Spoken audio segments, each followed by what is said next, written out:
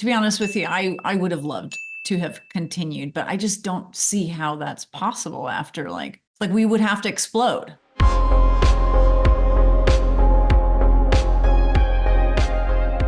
I mean, it's been an incredible journey. 12 years is really an impressive thing. And so thank you for the movies and thank you for taking the time today.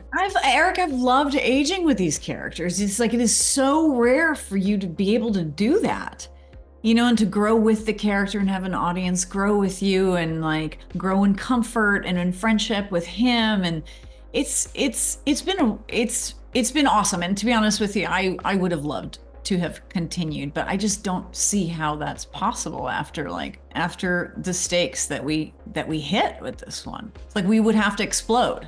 We would have to on camera, we would have to combust. We felt the most important thing was to be able to say farewell to the cinematic Ed and Lorraine in a way that felt emotional and that justified, the franchise and what fans have come to love about this particular series, right? I always say people come to the Conjuring films for the scares, but they really stick around for Vera Farmiga and Patrick Wilson's, right? Their version of Ed and Lorraine, and that was basically mission one, was to be able to wrap up this series in a way that was emotional, but one that also felt uplifting as well at the same time. We had a couple, kind of round table sessions where we were like, just opening it up to all the ideas of what it could be.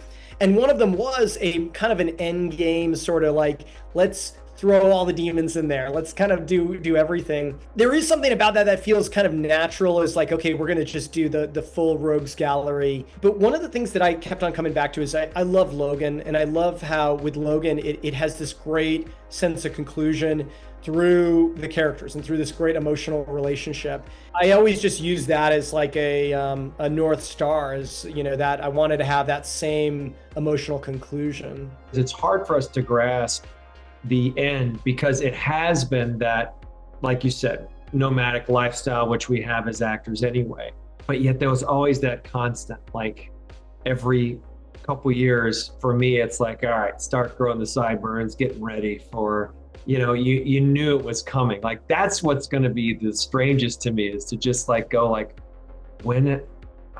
when am I going to see her? Now and it's make an effort. It's not over yet. Like we're still in it. Like we're holding the thing and we haven't shown it to the fans yet. Right. So the pearl, like the clams in our hands, but we haven't shown them it. So we're in it. Right. We don't feel like it's over. A couple years from now, we'd be like, you're not calling. Yeah, that's it. What the heck? It'll be like in a year and a half. It'll be like, I missed my tartan skirts. Like, where's we working together? To go? Like, what's going on? What's the new idea? Yeah, that's true. It'll be them. Saint Michael, defend us. Be our safeguard against the devil.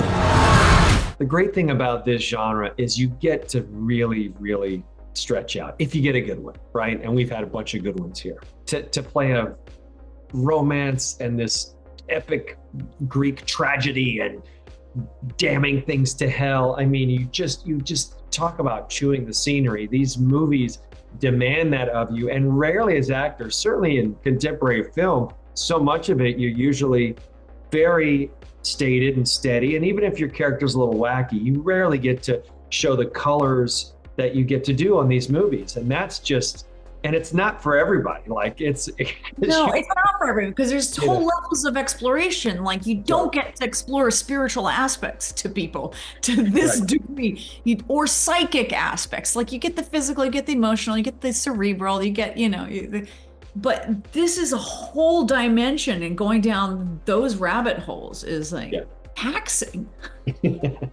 Knowing that this is going to potentially be Vera Farmiga's last time playing Lorraine, I mean, were there conversations about just trying to find some way to get Sister Irene in play and have Thaisa and Vera on screen? Oh man, we were dying to. I was like, I've been dying to try and get them together.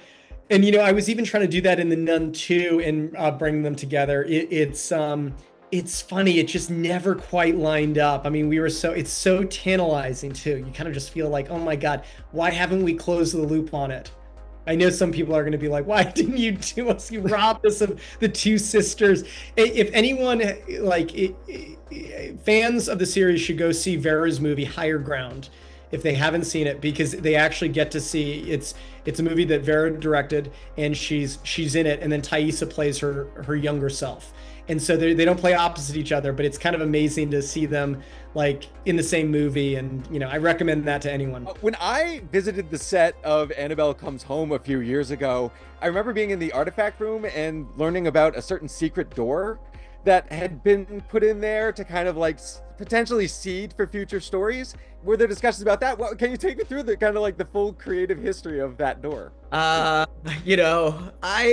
don't really have too much to say about the secret room. Okay. But who knows? Maybe the secret room could be its own spin-off one day if we do establish it. But I think the mindset was that the secret room was gonna potentially contain things that were even too big to be displayed if you get briefed. Once we start, there's no going back. Anything can happen.